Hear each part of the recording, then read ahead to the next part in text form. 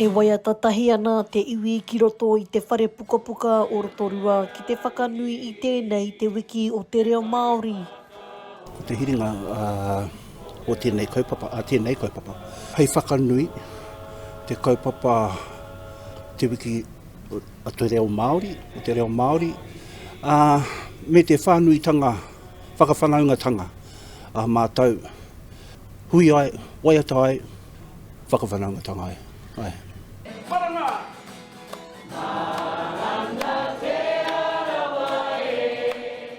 Ko Clark Pirika o Ngāti Whakau e te kaiako e whakaako ana i ngā waiata me ngā mōteatea o Te Arawa ki te whakatairanga i te kaupapa o Te Wiki.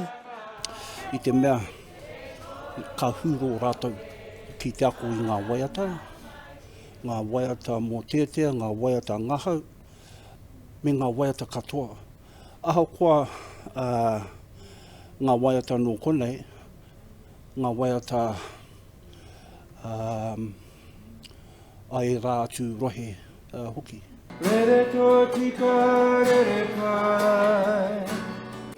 Ahakoa e tū ana te kaupapa o Waiata Mai i Te Wiki o Te Reo Māori, e hiahiatia ana kia haere tonu ngā mahi ako waiata nei ia marama ki te whakakotahi tonu i te hapori whānui ki raro i te tuanui o te akamauri.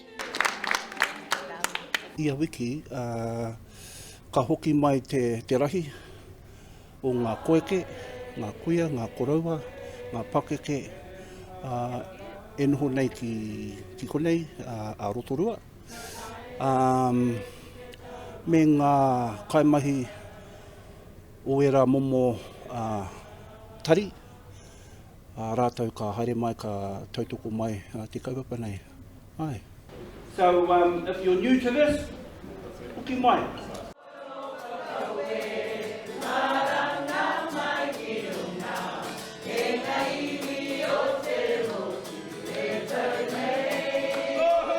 I te tuatahi anō, whakawhanaungatanga.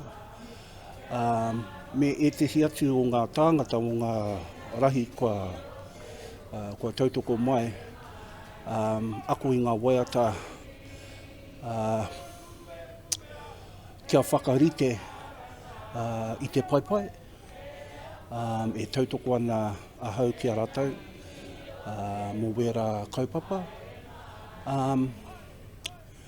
Me toro atu ngā ringa o rātau ki tō whānau, ki tō rātau ake whānau, ki te ako i ngā waiata. Tēne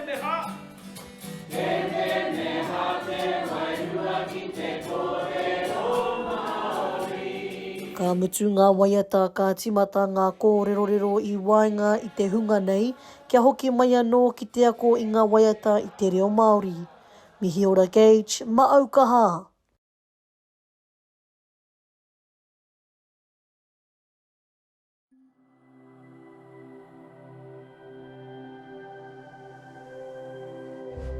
Ko te reo, te take.